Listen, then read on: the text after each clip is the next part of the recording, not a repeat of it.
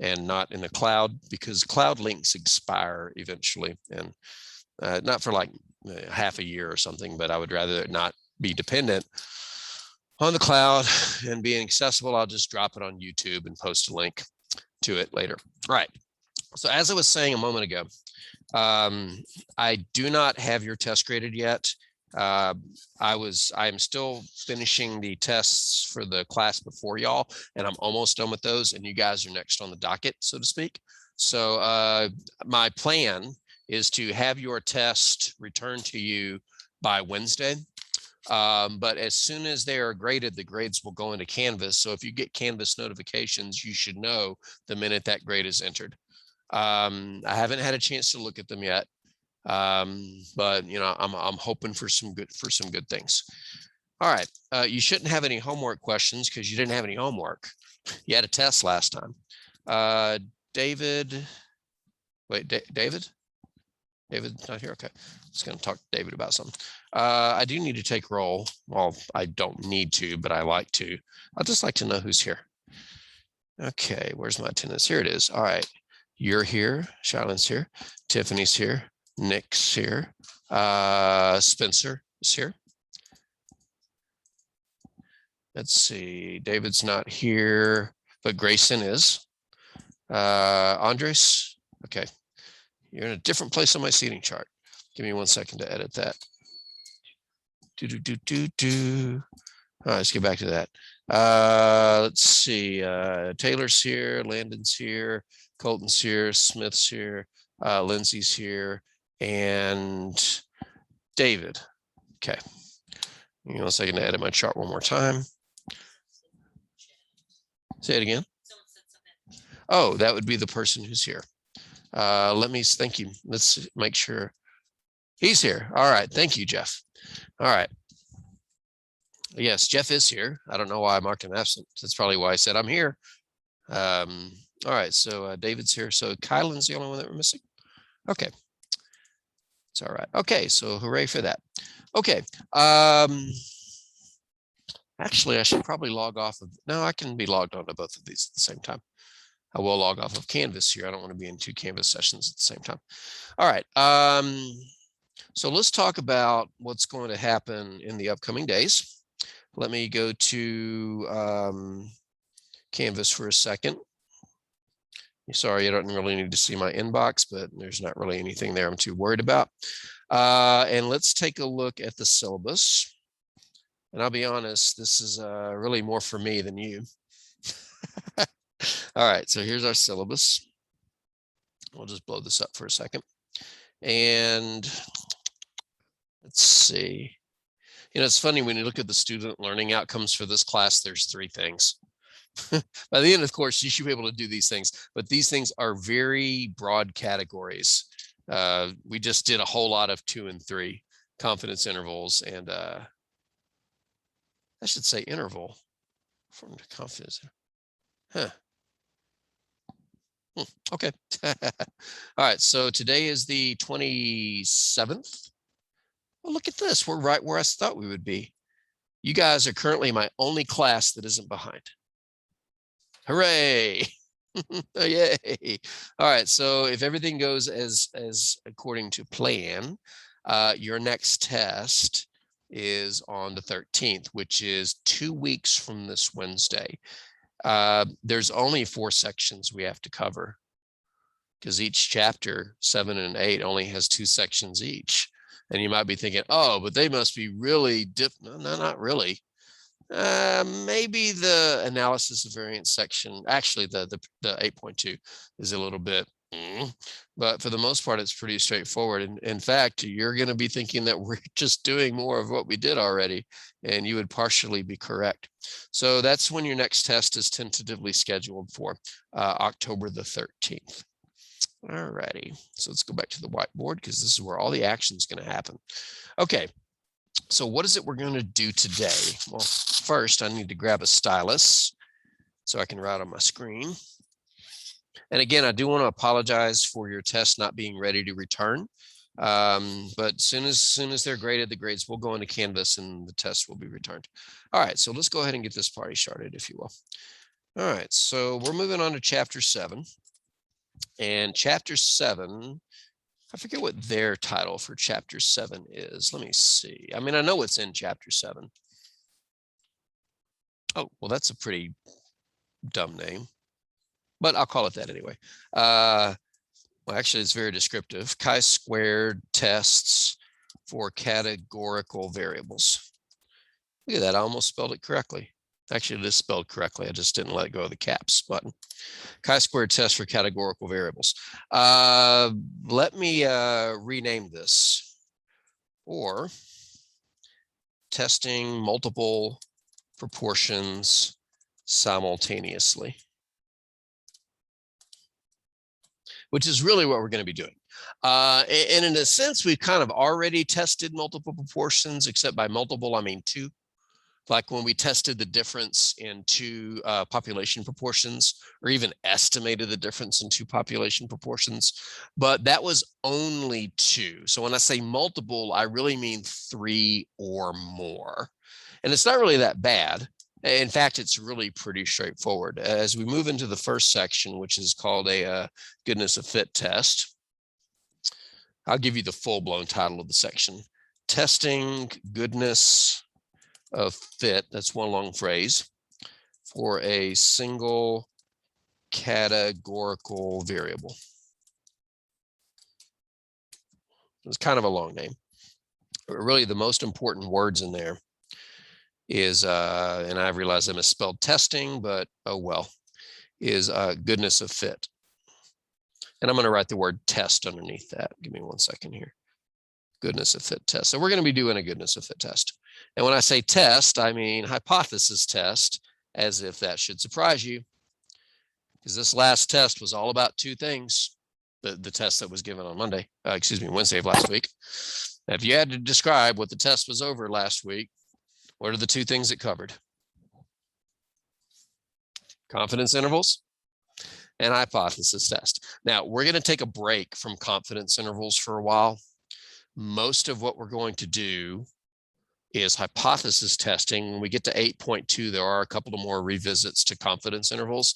But the good news is we've hit up so many hypothesis tests and confidence intervals that you should have a pretty good understanding of the flow that it's going to take. So just a reminder, when we're doing a hypothesis test using the critical value approach, it was basically 4 steps. Does anybody remember what the first one was when you're doing a hypothesis test? State the hypotheses. Yep. Anybody remember what the second step was if we're doing the critical value approach? Not so subtle hint. Find critical value and draw the picture so you can label the regions. That's what I was looking for. All right, so find the critical value. There might be more than one, and label the regions.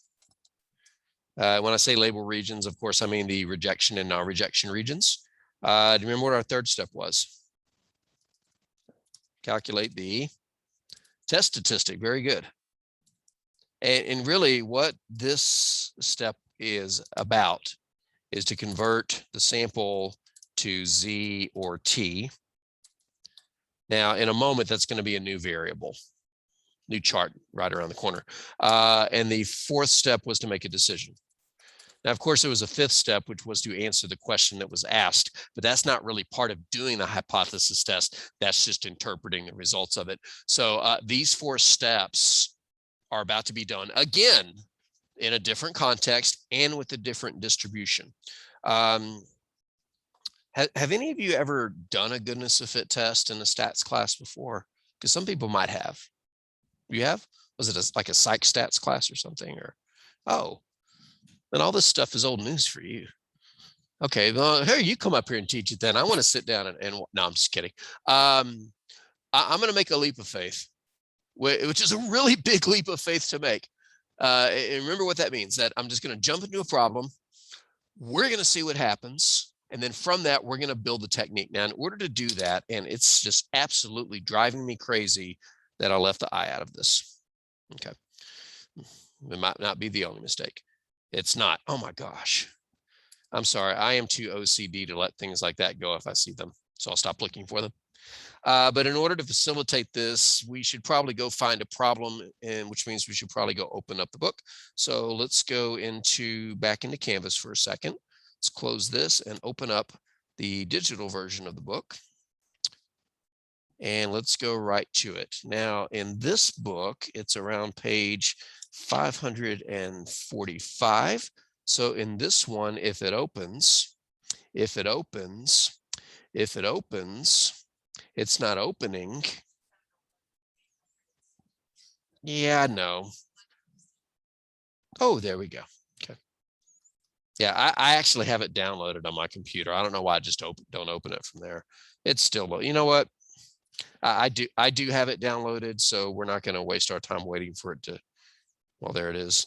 No, it's not. Okay. You know what? You go away. Don't want you no more. Stop, close. Okay. Jeffrey, I know you can't see what I'm about to do. I'm going to share it with you in just a second. Let me go find it. Let's go to my files. It's actually from last fall in 1343, and it is right there. Okay. Give me a second to share this with you, Jeffrey. You might be able to see it. Actually, you can. Okay. So in the current version of the book, it's around page 545. Got to add 20 pages for all the fluff at the beginning. Let's see how close I get. Oh, overshot it. That's in chapter 8. Don't look. All right, let's see. 7.1, 7.2. I'm almost there. 7. Okay, I think we are in 7.1 now. Yes, we are. Okay, so let me find a good problem to just jump headfirst into and watch us all, splash around and try not to drown. Let's see if I can find a good one here. And I want to be careful not to pick a problem that I want to assign for homework. So I got to be a little selective here. I'm going to give that one. Oh, Skittles. Number 13. Okay, let's try to fill the screen as much as I can with this. All right, so we're going to take a look at number 13 here. Of course, it's going to refer to some previous results, which we'll look at in a moment. Okay, favorite Skittles flavor. I'm just going to read to you for a second. Skittles are a popular fruit candy with 5 different flavors, colored green, orange, purple, red, and yellow. A sample of 66 people, well, they just gave us information we're going to need, recorded their favorite flavor, and the results are shown in table 7.8. So we will have to go get that information. Perform a chi-square, I like saying squared, test as indicated in the steps below to see whether or not the flavors are equally popular. Translation, we are going to do a goodness of fit test to see if the flavors are equally popular, or more specifically, to see if there's enough evidence to suggest that they are not.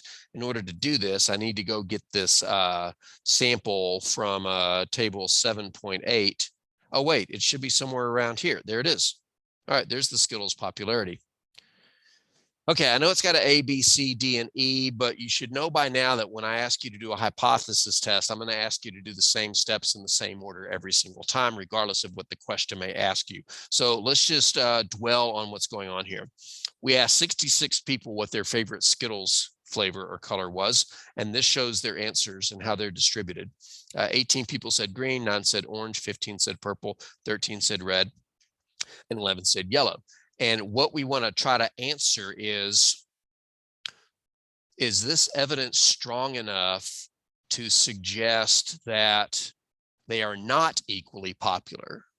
We're actually testing that they are. That's kind of going to be our null hypothesis. But the evidence is usually exploring the question, is there a discrepancy with what you claim about the population? All right, so has anybody written down those colors and those numbers yet? Because when I go back to the whiteboard, I'm not going to see them. Okay, cool.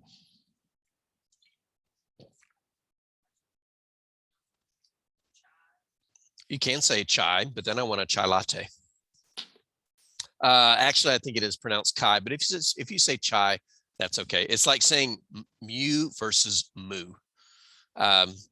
we all have our preferences. I'm not sure if there's a correct way to pronounce CHI, but I know from the fraternal and sorority side of things, is there a Chi Omega chapter on this campus? You might know. I don't know. You don't know, you know there's not one. You were doing this, I was like, I don't know what that meant. There is one. Okay, there is. Oh, it's pronounced Chi. I mean, I pronounce it Chi, but if you say Chai, that's okay. But like I said, if you say Chai, then I'm going to want a chai latte. Okay. All right. So how are we going to pull this off? Well, it's just a hypothesis test. That's all. But when do we make the changes to adjust for the context that we're doing, the type of problem that we're doing, and what's up with this chi-squared distribution anyway?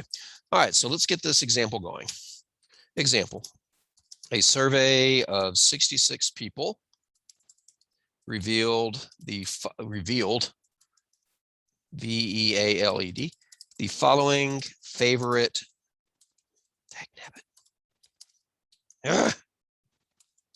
Skittles colors. All right, I'm about to ask you what those are, so give me 1 second here. All right, what was the first color? And that was 18. Okay, what was the next color? That was 9, wasn't it? Those are the only two I remember. What was next? Purple. What was that? 15. Okay, and next? Red. 13. Okay. Does this provide sufficient evidence? And we'll say at 5% significance that these preferences are not equally distributed. All right, so that's pretty much what we're going to do. Obviously, they're not equally distributed here. Most popular flavor was green, least popular was orange, and they were kind of all over the place between 9 and 18. But is this sample evidence strong enough to suggest that for the population of all people that have a preference for Skittles flavors, is it strong enough to suggest that the preferences are not equally distributed? All right, so how do we pull this off? Well, we do a hypothesis test, and the first step in any hypothesis test is to state the hypotheses. Now, there's a couple of ways to state these hypotheses. I'm going to show you the technical way based on the fact that we are testing multiple proportions, but then I'm going to show you a way that you can actually not even mention a single proportion at all. All right, state the hypotheses. Let me kind of speak in generalities here for a second. Lower the font size so I can put more words on here. In general, when you perform a goodness of fit test, and I haven't even told you what that means yet. When you perform a goodness of fit test, you are testing a presumed assumption about population proportions. For example, in this one, if we are saying that all 5 of these colors are equally preferred amongst the population, then what percent of the population would prefer each color if there are 5 of them? If you got 5 something, and yeah, 20%. Yep, 20% like green, 20% like yellow, purple, red, and orange. So that's what it would look like if our presumed assumption is true. So in this particular example, if all colors are equally preferred, then each has a value of P equals 20%. I mean, y'all are clear where the 20 came from, right? 100 divided by 5. Okay. So that's kind of what our null hypothesis would say. This presumed assumption about population proportions is always going to be the null hypothesis. So for this particular null hypothesis, and I'm going to draw this.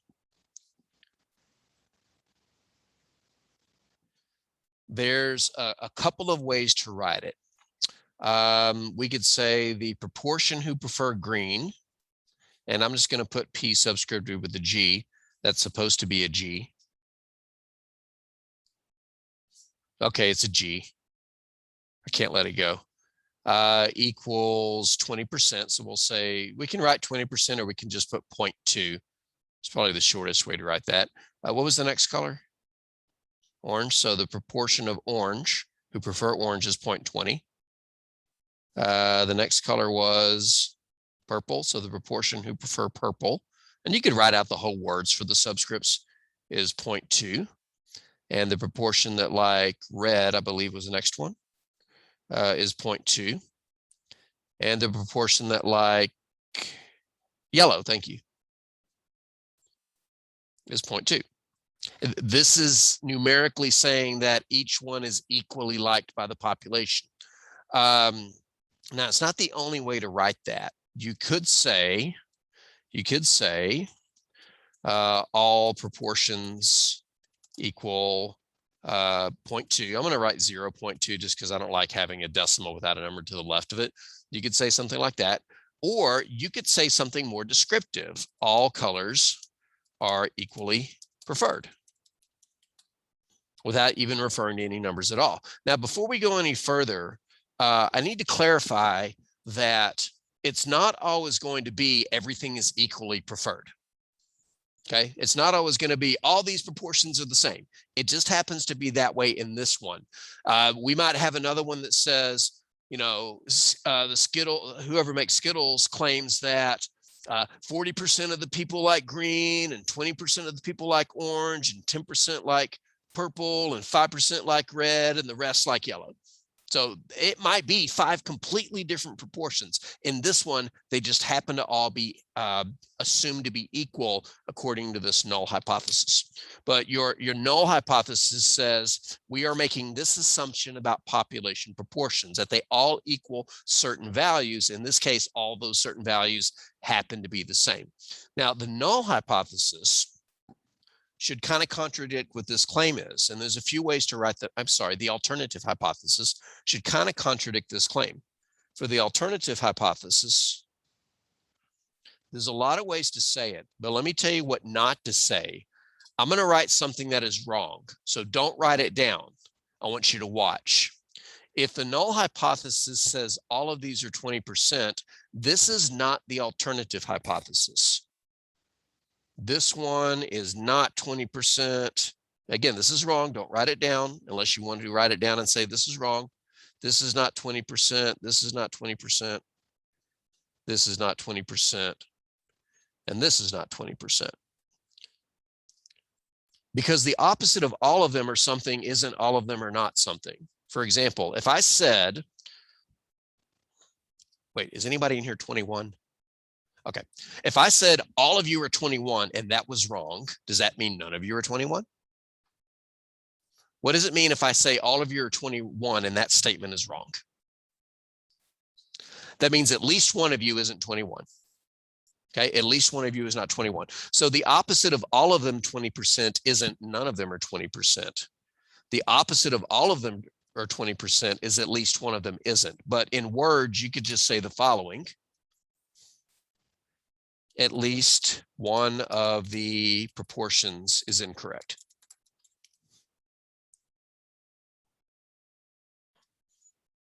Or if you wanted to put it in the context of all colors are equally preferred, not all colors are equally preferred.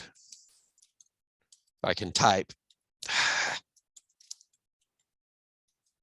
So there's a variety of ways to state the null and the alternative hypothesis. You can always state them numerically in terms of proportions. Our null is this proportion equals this, and this one equals this, and this one equals this, and all of these thises might be different. And your alternative could be at least one of those proportions is incorrect. And honestly, it can't be just one of them. It would have to be more than one. For example, they couldn't be the first 4 right and the last one's wrong. Why couldn't the first 4 be right, but just the last one be wrong?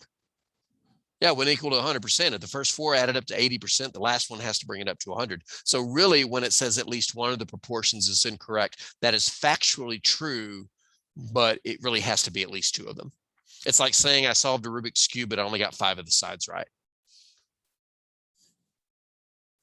You can't do that because where's all the other colors going to go? On the 6th side. So really, it's at least 2 of them are incorrect, but it's okay to say at least one. Or you can say it contextually, which in this case is not all colors are equally preferred. And dag nabbit, I still didn't spell equally correct. Yeah. Okay. So we'll do some more hypothesis stating in a moment. But the key thing is we are testing multiple proportions simultaneously. Null hypothesis. This is what all these population proportions equal. Alternative. Yeah, at least one of them is wrong.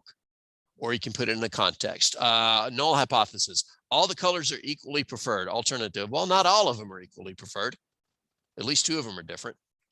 Okay, so does anybody have any questions about either any version of the null or the alternative in this specific example? I want to do one thing real quick. You've seen this before and wondered why it was that way.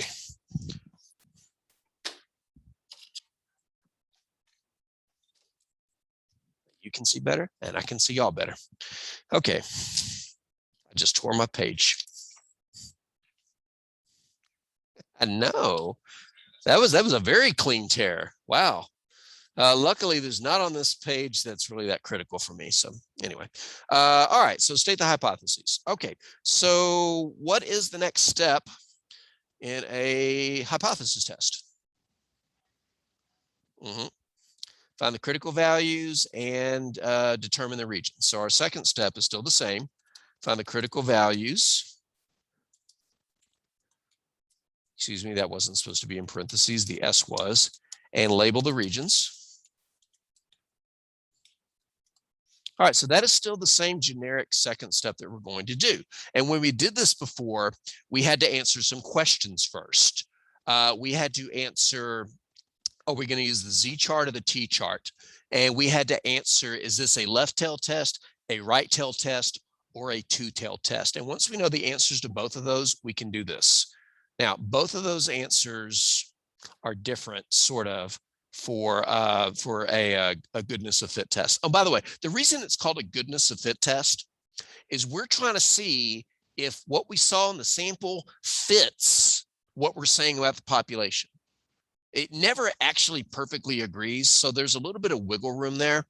But if it doesn't fit enough, then we have enough evidence to reject the null hypothesis. So that's why it's called a goodness of fit test. Is what we saw from the sample close enough to quote unquote fit into what we say about the population? It's like when you're trying to fit a square peg in a round hole, or maybe an octagonal peg in a round hole. Do you know what an octagonal peg is?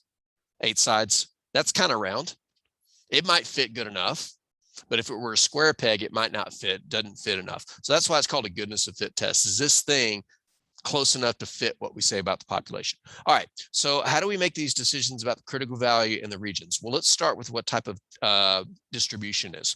First, we got to figure out whether it's a Z or a T. So is it Z or is it T? And the answer is neither. The distribution, trying to roll my R's there, is the chi-squared distribution. So new player in the game. It's like, well, whatever do I type next? Is the chi-squared distribution. And I always say it past tense. Sometimes I don't make it past tense, but it's like something's already been squared. So it's not a Z, it's not a T. The new variable is chi-squared. Now, chi is a Greek variable. It kind of looks like an X. When I draw my chi's, I kind of draw it with a curvy first bar like that, but that's just a chi. This is a chi-squared. So it actually has a square on it. So that's the variable that we're going to use to look up critical values. Okay. Okay, so what does that distribution look like? Well, we'll pull out the distribution chart in a moment. You've had it all along, I think. In the distribution charts in Canvas, isn't the chi-squared table already there? I should have thought and printed some out and brought you one. You got one. It's even, oh, that's pretty. Awesome, awesome. But yeah, it's a new distribution, and we'll take a look at it in just a second. But we also have to answer the question left tail, right tail, or two tail. Do you remember where we normally look to make that decision in the alternative hypothesis? Well, you see anything in there that says, no, you don't. The good news about this move is that you don't have to make a decision because it is always the same type of test. A goodness of fit test is always a right tail test.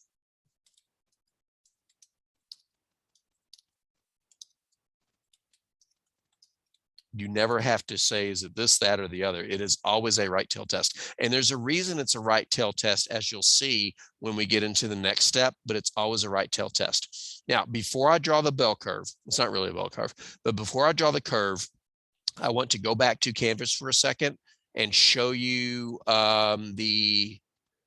actually, I'll do that in a moment. The reason it's called chi-squared is because something actually gets squared before it becomes the value in the chart. Now, if you take any number on the number line, positive or negative, but not zero, and square it, what always happens to it? Becomes positive. So because this is actually the consequence of something getting squared, it is never negative, which means when you draw the curve, you can't go back to negative infinity. This curve actually has a starting block, if you will, of zero. And if you're wondering what I just drew there, what I actually drew there, and don't draw this part, is just an X and a Y axis like you're graphing in algebra. But because nothing's going to become negative, we never need any room except over there. So our chi-squared is going to look like a bell curve with a sudden beginning. Now, I should warn you that it doesn't always look like a bell curve, although I will always draw it as a bell curve.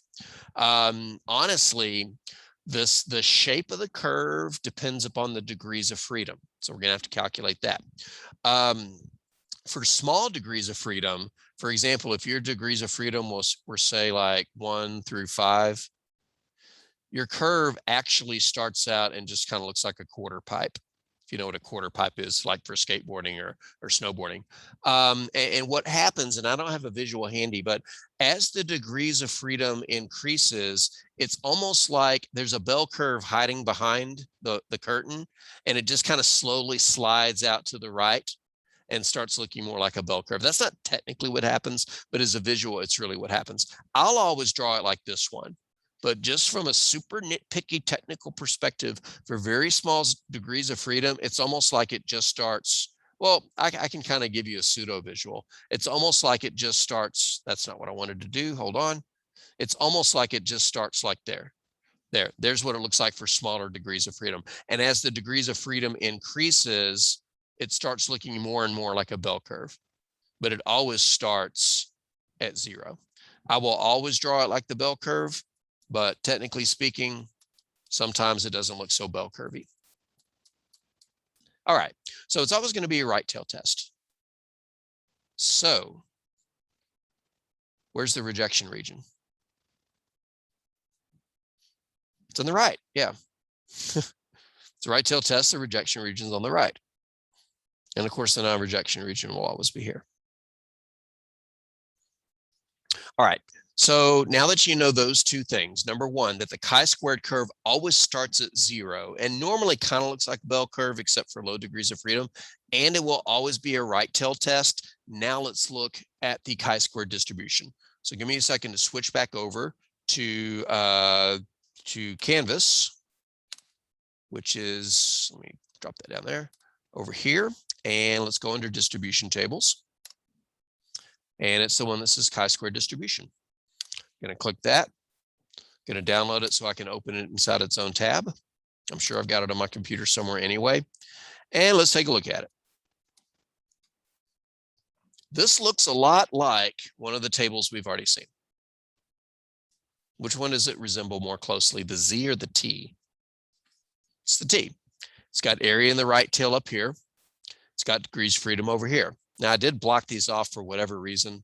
I don't know, I guess I was getting fancy in Microsoft Excel or something. But there is something different about the areas. Do you notice them? 0.5%, 1%, 2.5%. 5%, 10%, 90%, 95%, 97.5, 99%, and 99.5%. The reason the chi-squared has crazy large right tail areas is if you're doing a left tail problem, because there's no symmetry like in the Z and the T chart. In the bell curves for Z and T, 0 is always in the middle.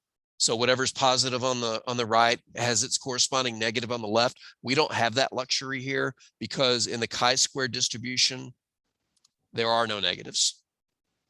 So we can't just say, well, for a left tail, we would look up the right tail and stick a negative on it. That doesn't work here. Now, I know I said it's always a right tail test, which makes you wonder, why is there left tail information? And the answer is because this table is used for more than just this. But for this type of test, which is always a right tail test, you will always just use the right half of the table. The right tail can be 10%, 5%, or whatever percent. So we're only going to use the right half of this table. In the previous version of this class from the previous book, we did do something that required the other half of the table, which is why it's there. All right, so we're going to use it just like the T-chart. We look up we need to know the right tail area. And if it's a 5% significance level, then it's going to be 5%. And we need to calculate the degrees of freedom. Now, what's the formula for the degrees of freedom? Glad you asked. In previous problems, it's n-1. But the formula for degrees of freedom is contingent on the type of problem that you're doing. It is not n-1 here. And by the way, did I ever say 66 in the problem? Yeah, a survey of 66 people. I'm just going to go back here real quick and write n equals 66, just as a not so subtle comment that the sample size is 66. But what is the formula for the degrees of freedom here?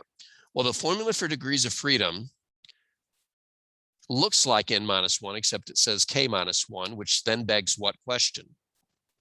What is k? Where k is the number of categories. And another way to think about it, the number of proportions. Well, how many proportions did we cite in the null hypothesis? 5, 1 for each color. So in this problem, k equals 5 colors, if you will.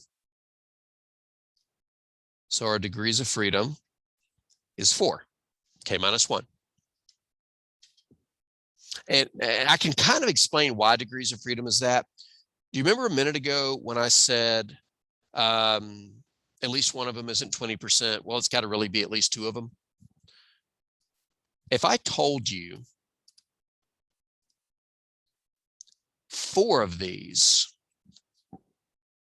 I can't tell you the 5th because it's locked in, because they all have to add up to 100. I can only freely assign 4 of those values. Maybe they're 25, 10, 5, 5, and then the last one I have no freedom over because its fate is decided by the fact that all of them have to add up to 100%. So I'm only free to determine 4 of the 5 values. This problem has 4 degrees of freedom. I'm not free to choose the last one. It goes a little deeper than that, but that's kind of a place where I can explain what I mean by the degrees of freedom. These 4 of these 5 values could be freely determined, but the minute they are, the last one is not freely determined. Its fate has been decided. All right, so our degrees of freedom of 4, we got 5% in the right tail, which means now we can just go to our chi-squared chart, find the chi-squared value. Anybody, y'all see where it is? I shouldn't have hovered over that. I changed. What number were you about to say? No, I'd like to know. Are you looking over here?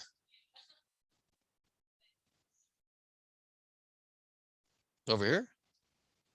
No, seriously, I'd like to know. And that's just because I'm calling you out, because I try to anticipate mistakes people make, and I can't anticipate the one that you just made. Oh, degrees of freedom is 4. Oh, I see. Oh, never mind. So we're looking in the 4th row because it's 4 degrees of freedom. We're looking in the 5% column, which is this one right here. So we're looking at this number right there. Our critical value is 9.488. 9.488. All right, so does anybody have any questions about why that number gets to be the critical value? All right, let's go back to the chi-squared, yes. So when you draw it, what I'd like for you to do is actually write chi-squared equals, I forgot what it was, 9.488. Thank you. All right, and now the step 2 is complete. It's a chi-squared distribution, which is always a right-tailed, excuse me. And in this context, it's always right-tailed. And our curve actually starts at 0 because you can't square a real number and get a negative value. All right, any questions about that step? All right, that's the easy change to make. I'm going to stop sitting down. I may sit down again. All right, what's our third step? Calculate the test statistic. This is where things slow down.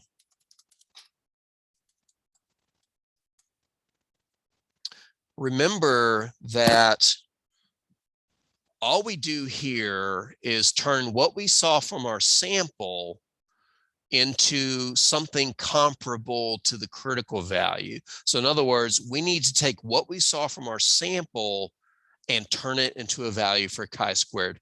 This is just a formula, but boy, does it take some explaining. Don't worry, it's not difficult, it's just new. All right, the formula for the test statistic is chi-squared equals, sorry, my daughter texted me, I'll take care of that later, is chi-squared equals, it's a sum. It's a sum of some fractions. The denominator is, hold up, my mind's blinking. I see the formula, but okay, I was having trouble seeing the denominator. The denominator is something called EV, which is short for something. I'm curious, does anybody think they know what EV stands for? You're close, expected value. I'll clarify that in a second. Expected value. So in other words, it's what we would expect if the null hypothesis were true. The numerator is the square of a subtraction problem.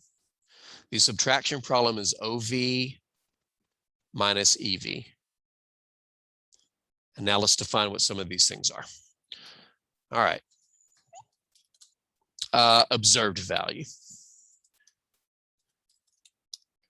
OV is the observed value. And this, as you'll see in a moment, is from the sample. Let me take the font size down real quick.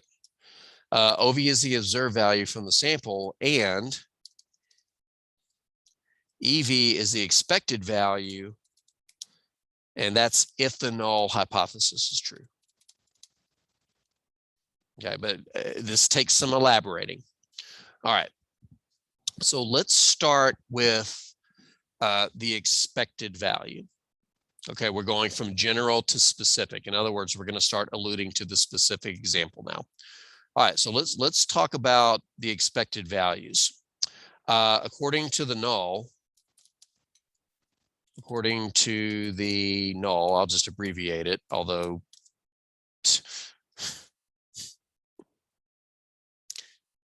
ask me nice and I'll show you the Facebook picture that just came up in my memories of a student statistics quiz from years ago involving hypothesis testing and the unfortunate notation for the null hypothesis. All right, but according to the null hypothesis, well, what did the null hypothesis say about all the proportions? They were all 20%, right? What was our sample size? 66. All right, so if we had 66 people give their color preference and we expect each value to show up 20% of the time, then we just need to figure out 20% of 66. Now, 20% of 66 is not a whole number, but that's okay. According to the null hypothesis, each proportion is 20%. So out of 66 people, we expect 66 times 20% as a decimal. What does that equal to? 13.2. Yeah, 10% is 6.6. So if you double that, you get 13.2. We expect 13.2 people, and this is on average. You can't have 0.2 of a person given an opinion. We expect 13.2 people on average to prefer each color. And again, this is if the null hypothesis were true. Now, we'll get to the expected values in just a moment, but this is the, I'm sorry, these are the expected values. We'll get to the observed values in just a moment. But in general, if a hypothesized proportion is, we'll say P naught, just to say from the null hypothesis, then we expect that category to have a value of n times P naught. All right, so we can expect a certain result based on the null hypothesis and our sample size. I'm going to actually write a table on the next page. So this is still calculating the test statistic. But the way I would recommend doing this table is as follows. For each category, we're going to calculate some stuff. In this case, our categories are the colors. The first one, the most popular, was green. Okay, I'm just going to list them in the order that we had them. And then it was orange. And then it was yellow, purple. And then it was yellow. Ah! I knew yellow was there somewhere. All right, for our expected values, the formula for expected value is just n times p. But remember, each category has its own proportion. So our expected values on each of these were the same. They were 13.2. Now, they won't always be the same because the proportions won't always be the same. So that's what we would expect out of 66 people if the null hypothesis were true. All right, so are we okay with that? Okay, but what would we observe? Well, actually, we observed something very specific. I'm going to go back to the different numbers of colors that we had for a second. So if you're writing this down, don't worry. We'll come back to it in a moment.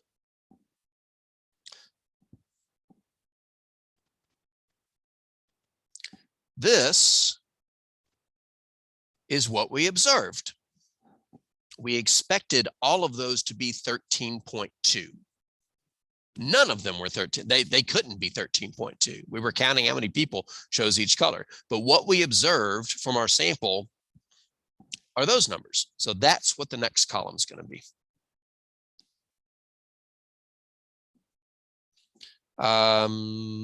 18, I remember it was the first one. It was 18, 9, 15, 13. Wait, what? Okay, so purple was 15, red was 13, and yellow was 11. Okay, so those numbers are correct. All right, now look at what we observed versus what we expected. They don't match. Again, they never had a chance here because what we had expected on average was a decimal. What we observed was counting a whole number. And so we need to measure the collective discrepancies between what we observed and what we expected. That's where this formula comes into play. Going back a page just for a second. To calculate this value, we have to figure out, watch this because I'm going to highlight some things in a particular order. For each category, we have to calculate the difference, square that difference, and then divide it by what the expected value is. Now, you can do this in 3 moves or 1. I would recommend setting it up and doing it in 1 move, or you're going to take way too long to calculate this. So our next column is going to be to calculate this whole expression for each category. So that's going to be the title of the 3rd column. All right. So now that we know our expected values and observed values, we can calculate what we observed minus what we expected squared over what we expected. So here's the setup. all of them, well, excuse me, the expected values were all equal. So what we observed was 18. What we expected was 13.2. That difference is going to get squared and divided by what we expected, which in this case was 13.2. Luckily, all the expected values are the same, but that's usually not the case. For the orange, we're going to calculate what we observed, which was 9 minus what we expected. That difference is going to get squared and divided by what we expected, which was 13.2. Before I go any further, does anybody have any questions about the setups that I'm setting up?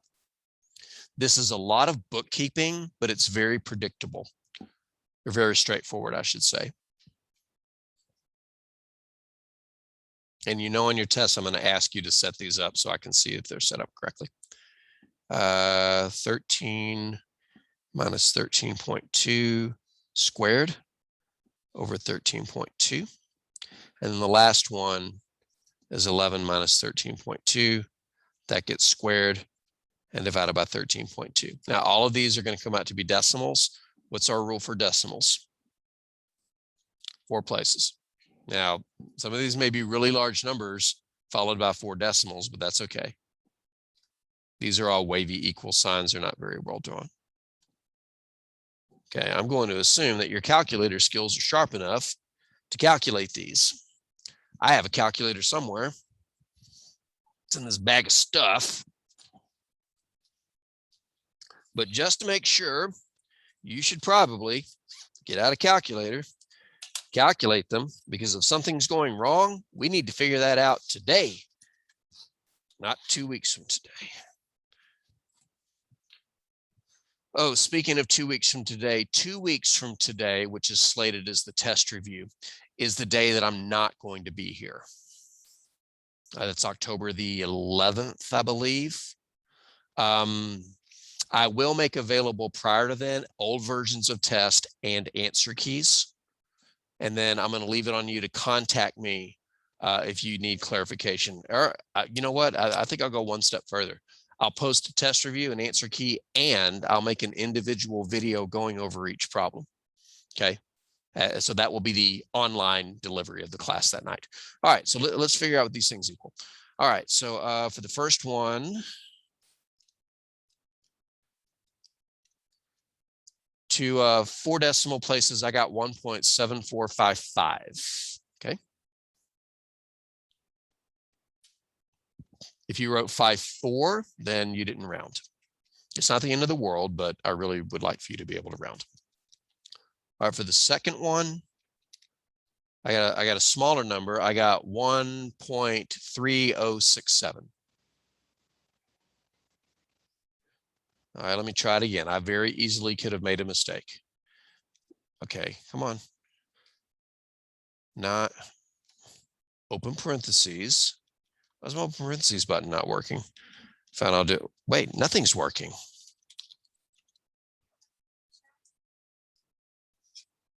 Oh, there it goes. It's working now.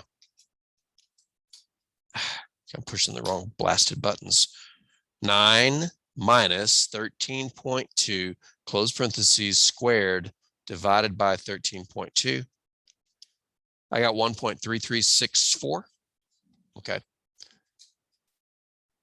This is why on your test, it's critical to write the expression before you put it in a calculator. I want to give you as many points as possible. Writing the correct expression, putting in your calculator wrong, gets you points for setting it up correctly. All right, next one, 15 minus 13.2, square that. Oh, that's not right. Hit plus. Square that, divided by 13.2. This one's going to be pretty small, 0.2455. This next one's going to be the smallest result. You know how I know? Yeah, the red category, what we observed was closest to what we expected. That difference measures the discrepancy between the two. I got 0.0030. Very small amount. And then for the yellow, 11 minus 13.2 squared divided by 13.2, I got 0.3667. Okay. 0.3667. And if you notice, some of these are larger than others. The more what we observe, the more the thing that we observe deviates from what we expected, the larger that result is. In fact, the one that deviated the most was the green. It was 18 versus what we expected, 13.2. And its result over there was the largest, 1.7455. But even after we do all of that, we still don't have our test statistic. There's one part of the formula we haven't done yet. Add them all up. That's what the sigma in front means. Remember, this means find the sum of, that says find the sum of these things. So to get our test statistic, all we have to do now is take the sum of all these answers. Find the sum.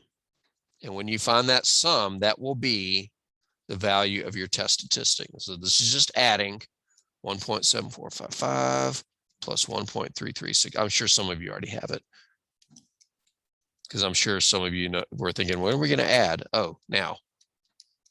All right, but did anybody add them up yet? Okay, I got 3.6971. Okay. I have full confidence in my calculator skills, but I am as human as the rest of you and can easily mispress a key. So we're going to work on the assumption that that is the correct value of the test statistic. I do want to type that this is the test statistic. So give me 1 second, put a text box down here.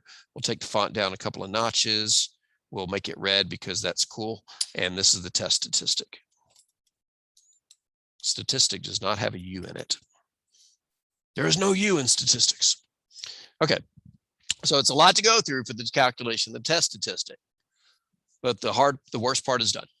Any questions about the expected values, the observed values, or the rest? Okay, that's easy to wrap up now. What's our next step? Make a decision. Yep, make a decision. Same thing we always do in a hypothesis test at this point. Make a decision. And the way we make that decision is the same way we've always made it. I'm not going to go back to the picture. I remember what it looks like. I'm just going to draw it because I do want it here. Remind you how to make this decision. Scribble, scribble. It was 4 point something, I think. No, 9 point something.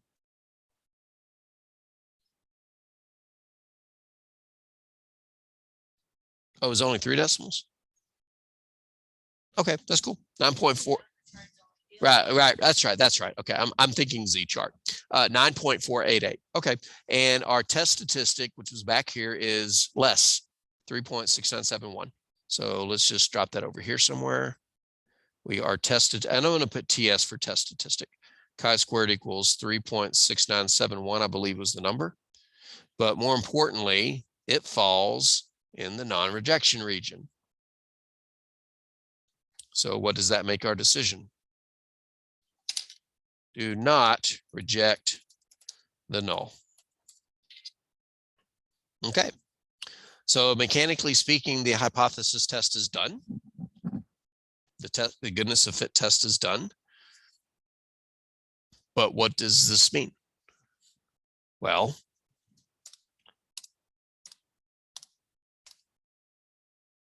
here's the question. Does this provide sufficient evidence that these preferences are not equally distributed? Which hypothesis is it asking about? The alternative. The alternative said not all colors are equally preferred. So there's a lot of ways to describe this. But since we were being asked, does this provide sufficient evidence at 5% significance?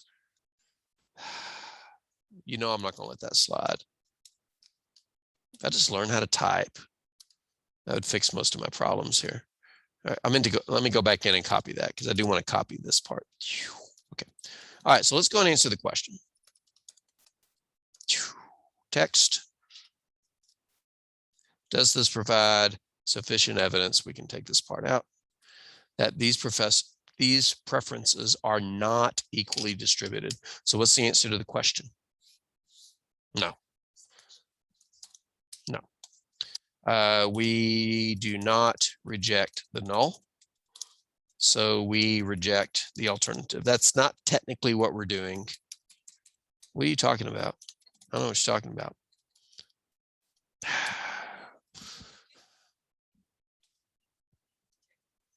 Okay, exactly. When you make your decision about the null, you're basically doing the opposite to the other one. It's not technically what we're doing, but we kind of are. So we reject the alternative. Thus, we cannot conclude the preferences are not equally distributed. I know that sentence has a double negative, but tough. It's got to. All right. But our sample say, I know, but we're blaming the discrepancy on the sample that was selected and not the fact that the null hypothesis was wrong. All right. So does anybody have any questions about wrapping up this particular problem? We are going to do one more. Okay. But before we do, I want to kind of comment about why this has to be a right tail test. Let's go back and look at the null hypothesis for a second. The null hypothesis said these proportions are correct. And let's say that our sample did exactly what the null hypothesis predicted. In other words, let's say that our sample perfectly, what we observed, followed these proportions to the number. If what we observed perfectly matched the null hypothesis, then this column would match this column. They would be exactly the same if we could do that. Now we can't observe 13.2 people saying I like green, but let's pretend that we could. If our sample perfectly fit the null hypothesis, meaning that 20% of the sample liked each color, then these two columns would match. In other words, I can't copy. Actually, I can move. I can't copy and paste. In other words, all of the observed values would match all of the expected. All the observed values would be 13.2. Okay, so just for a second, pretend that everything that's currently highlighted says 13.2. If every one of these numbers said 13.2, what would every one of these red numbers be? 0. Because the subtraction problem would be 0 on all of them, meaning that the sum would be 0. So if we had perfect alignment, perfect fit with what we observed versus what we expected, our test statistic would be 0, and it would be right here. But of course, what we observe is going to deviate from what we expected. It rarely ever is a perfect fit. And so as the observed values deviate from the expected values, these subtraction problems become something besides 0. When it's squared, it becomes positive, and when I divide, it still becomes positive. And all of these numbers over here slowly start getting larger. The further what we observe disagrees with what we expected, the larger these values get, which means the larger the test statistic gets. So if what we see disagrees too much with, what we observed disagrees too much with what we expected, this test statistic gets pushed further and further to the right. And if it goes too far, then we say, okay, our null hypothesis must be wrong because there was less than a 5% chance of this sample happening if it crossed into the rejection region. And that's why it's always a right tail test, because perfect agreement means observed equals expected, which means the test statistic ends up being 0.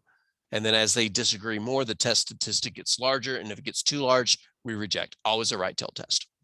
All right. If that made sense, great. If it didn't, that's okay. You just have to remember it's always a right tail test.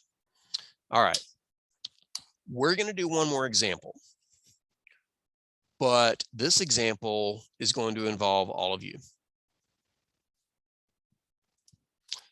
We're about to take a survey. Actually, your project's going to be over 7.2, the next section. Give me 1 second to make sure I'm screen sharing this so that Jeffrey can see it. Okay, Jeffrey's still there. I'm wondering what I can ask you guys about a preference that we could look up online. What? I don't know, but this is why I don't like just putting things up at random. I don't care what's trending now. Go away, whatever website this is. Okay, but let's say I want to know what the distribution of, and I got to think of something that we can look up quickly, like the percent of people that are this, or that I can ask you guys the same question. I know I should have thought of an example before class, but this is impromptu teaching, which is the norm, to be honest with you. Or I could just make up something. You know what? I'm just going to make up something. I'm not going to waste your time looking for something. If I wanted to do that, I should have done my due diligence before class started and looked up something. So we're just going to make up some statistic. I know that's a bad example, but you know, all things considered, you should just accept it. Okay. So for example, a national census shows that 30% of people prefer winter. That's probably a high number. 20% of people prefer what comes after winter? Spring. 40% of people prefer summer, and the rest prefer fall. And again, I totally made up those numbers. We could argue whether or not, you know, there are better numbers, but let's just go with them. In a sample of 1, 2, 3, 4, 5, 6, 7, 8, 9, 10, 11, I'm 12, Jeffrey is 13. So Jeffrey, when you get a chance, just go into the chat and tell me which season you prefer, winter, spring, summer, or fall. In a sample of n equals 13 people, the results are as follows. Okay, winter, spring, spring, summer, and fall. I'm glad that for the most part, you guys are pretty easygoing about my atrocious typing, because sometimes it's pretty funny. All right, let me see what Jeffrey said. Jeffrey said spring. All right. All right. So everybody think about what your favorite season is, and I'll jump in if nobody says something. Okay. Anybody prefer winter? Okay, that's me. Spring? 2 people. Okay. These all better add up to 13. Summer? I have no freedom to choose this last value. Fall? 1, 2, 3, 4, 5, 6, 7, 8. Because what should they add up to be? I just counted 8 people. I didn't count me there. I did count me. 1, 2, 3, 4, 5, 6, 7, 8, 9, 10, 11. I'm 12. Jeffrey's 13. Oh, Jeffrey was spring. I didn't count Jeffrey. Thank you. Does that add up to 13? It does. All right. Never mind. Thank you, everybody, for voting. Thank you, everybody, for voting. All right. Well, usually when I ask people to raise your hand, there's always somebody that doesn't, and it throws the counts off. All right. So, so here's what we observed. The null hypothesis is what we expected. Does this sample provide enough evidence to reject the national census's claim? And the answer is probably yes. I can't type. No, I really am good at typing. I just like making mistakes to make you laugh. Does the sample provide enough evidence to reject the national census's claim? So we're just going to do the same thing that we just did. We're going to state hypotheses, come up with our critical value for our right tail test, calculate our test statistic by comparing what we expected versus what we observed, and then making our decision. Now, the first 2 of those is actually pretty easy, so we can knock them out right now. Let's start with the null hypothesis. All right, the null hypothesis, there's a lot of ways to state this. One way to state this is, watch this. I know this is a lot easier for me to do, but that could be the null hypothesis. Okay, it's perfectly acceptable. but you probably don't want to write all that. Now, since these proportions are different, we can't just say they're all this. We could say, we'll say PW for the proportion you prefer winter was, I'm going to use decimal 0.3. The people who prefer spring, I'm going to put SP. I can't subscript, but I'm sure that's an acronym for something. PSP, isn't that a handheld portable game? Okay. The proportion who prefer spring was 20%. Yeah, 20%. The proportion who prefers summer, and again, I would rather write these with subscripts, was 40%. And the proportion who prefer fall was the rest. Yeah, I cannot choose that freely. Once the first three are chosen, it's 10% or 0.1. All right. So 0.1 or 10%. Okay. But y'all understand what I say when I say I am not free to choose that last proportion. It's already been determined.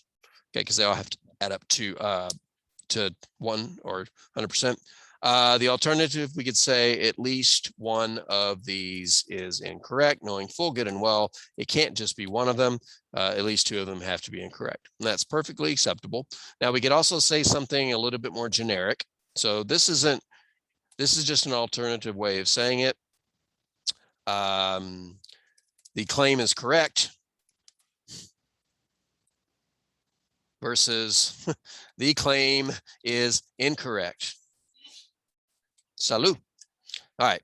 So now when I give you a test, I'll try to give you clearly worded hypotheses so that you can identify them easily. But either of those would be correct. And when I say claim, I mean what they said up here. That claim is correct or that claim is incorrect. All right, so there's the hypotheses. And I think I even have room to do our critical value and regions on here. Let me just pop this up here and let's get to drawing. All right.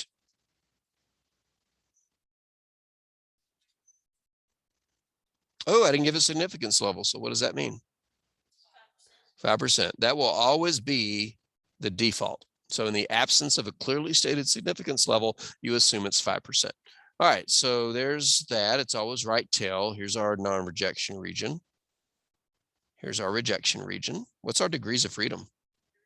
It is 3. There are 4 categories: winter, spring, summer, and fall. So our degrees of freedom is 4 minus 1, which is 3. And so we need 5% in the right tail, 3 degrees of freedom. Let's go look at that table real quick. Where are you, chi-squared? There you are. All right, 5%, 3 degrees of freedom. Here it is, 7.815. All right, so are we okay with grabbing that value? Okay, it's pretty straightforward. All right, 7.815 is the value, the critical value. 7.815. All right, this is the quick part. You got to think about the hypotheses, but that's the quick part. Now for the fun part. And by fun, I mean all the math. All right, so for each category, we can just say season because that's what our categories are. I need a new stylus. This one keeps jumping. Yeah, that's my excuse. Expected value, observed value, and the expression we need to calculate, OV minus EV squared over EV. Oh, by the way, can everybody look up here just for a second? On your next test, I will give you an empty table that looks like that to not only help you organize your work, but to make it easier for me to grade it. Okay. All right. And I'll probably go ahead and list the categories too. I don't know why I'm starting with fall. There's nothing wrong with doing that, but the order I gave them in were winter, spring, summer, fall.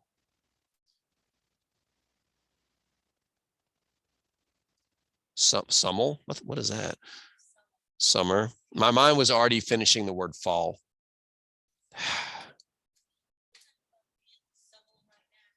Yeah, I guess so. I mean, technically it's fall. I'm not sure what happened to spring. Okay. All right. So the observed values are easy. It's the values you guys gave me, which was 1218. 1318. That's right. Sorry, Jeffrey. I forgot you again. 1318. Oh, hush. All right. But for the expected values, it's just the proportions times the sample size. The sample size was 13, and the proportions that I concocted, what was the first one, 20%? It was 20, 30, I can go back. 30, 20, 40, and the rest. So 30% times the sample size is what we would expect there. And then the same with the rest, 30, 20% times the sample size.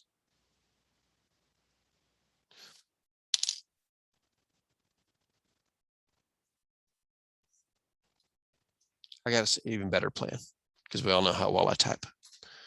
All right, so winner was 30. Okay, so 30% times 13 equals 3.9, right? Okay, let me either widen the text box. There we go. All right, next one was 20% times 13, which is 2.6. Summer was 40% times 13, which is 5.2. And then the rest, fall, was the 10% times 13, which is 1.3. Okay. I mean, I pretty much know how this is going to end. What we observed totally mismatches what we expected based on these totally made up proportions. But that's not the point. The point is we got some calculations to do. You know what? Typing serving well there. I'm going to do it over here. But when I type an exponent, I have to press the caret key. And if you don't know what that is, you're about to see. All right, so for the first one, what we observed was 1, but we got to subtract what we expected, which was 3.9. That's a caret symbol. Did y'all know that's what that's called? A little pointy up arrow. It's a caret symbol. So when I square that and divide it by what we expected, which was 3.9, that's going to give us an answer. Since I'm in here typing, let's go ahead and figure out what this is. You can streamline this process. That difference is negative 2.9. Negative doesn't matter. It's getting squared anyway. 2.9 squared divided by 3.9, 2.1564. 2.1564. And it should be a wavy equal sign, but I'm not going to waste my time figuring out the ASCII code for that. All right, so the next one is what we observed was 3, but what we expected was 2.6. Now that was pretty close to our made up proportion. And we're going to square that and then divide it by what we expected, which was 2.6. So let's see, the difference is 0.4, square it, divided by 2.6. This one's pretty small, 0.0615. And then for summer, what we observed was 1. What we expected based on our fictitious percents was 5.2. That difference will get squared and then divided by what we expected. Oh, by the way, you'll be given all these formulas. That's always going to be the case. For this one, I got 3.3923. Okay. And then for the last one, what we observed was 8. What we expected was a paltry 1.3. And then we're going to square that and divide it by what we expected, which was 1.3, again, based off of these made up percentages. Let's see, 8 minus 1.3 equals, then we square that, and then we divide it by 1.3. Whoa, Nelly. 34.5308.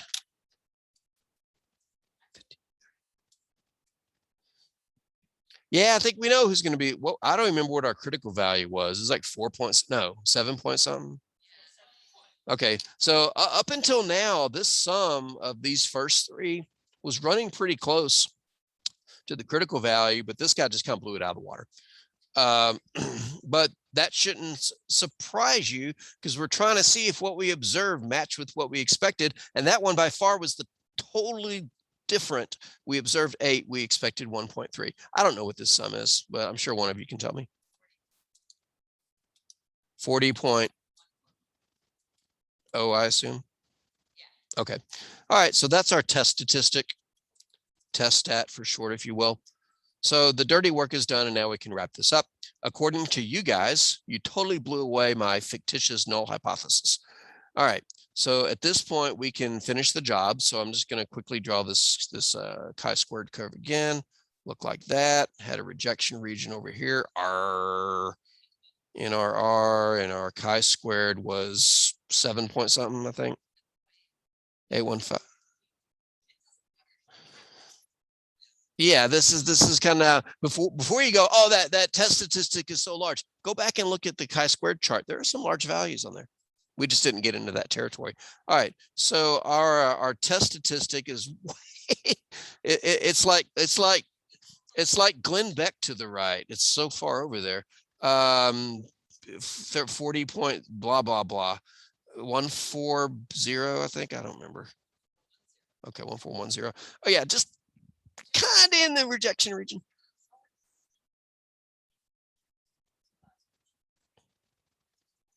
That's a good question. And I actually looked up real values for the percents. But I mean, you can get crazy large values here like you just saw, but you know, that's just part of the game. So we reject the null, and well, I don't even remember how I phrased the question. Right there.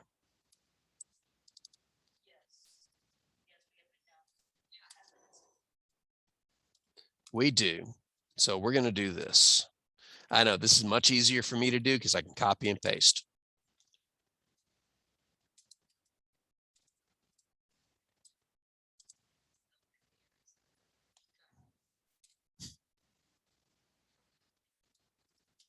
I know that was a cheap way for me to answer the question. Well, no, it wasn't. It was an efficient way to use the technology to answer the question that was asked.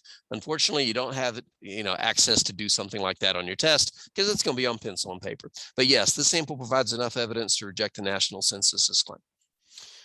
All right. Does anybody have any questions about the critical value or the test statistic? Because that's where really this deviates. Okay. I'm gonna come up with a couple of homework problems. If you want to hang around and listen to them, this won't take very long at all. If you just want to wait for it to get posted on Canvas, that's fine. But let me go back into the book and let's find some. All right, your homework starts on page 518. It will be questions 14, 16, 18, and 20. I am. Okay. Uh-huh. Okay. I hope I remember what I just said. Page 518, numbers 14, 16, 18, and 20. Okay. Okay. So there's the homework. All right. Jeffrey, appreciate you being online. If you're still there, he is. If you got any questions, drop them in the chat. Otherwise, the video is going to end here in a moment. Or you're welcome to go. Okay. You're welcome, Jeffrey. Hope you're feeling all right.